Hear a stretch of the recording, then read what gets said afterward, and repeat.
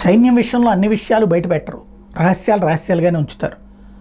ఇంకోటి, మనం ఇలా అనగానే అలా ఏం జరిగిపోవు, ఆంబూమ్ బుష్లు కాదు, ఇదన్నీ మంత్రాల రోజులు కాదు.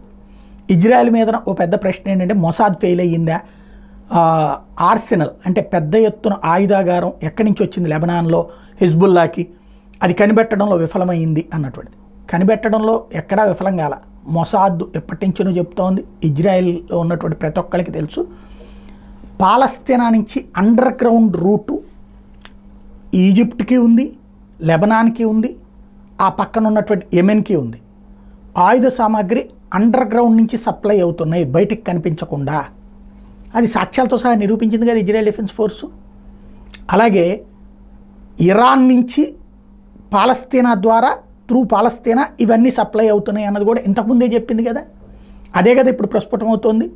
ఇప్పుడు హమాస్ వాళ్ళ స్థావరాలని కొట్టి హమాస్కి సంబంధించినటువంటి భూగర్భ స్థావరాలని కట్టడి చేసేటప్పటికి ఇటు రూట్కి వెళ్తున్నాయి ఆయుధాలన్నీ కూడా.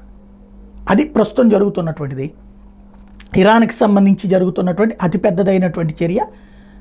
కాబట్టి ప్రస్తుతం ఇజ్రాయెల్ డిఫెన్స్ ఫోర్స్కి అయితే అంతా తెలుసు. కాకపోతే ఎప్పటిదాకా దీనికి సంబంధించినటువంటి ముగింపు అనేది చూడాల్సి ఉంది.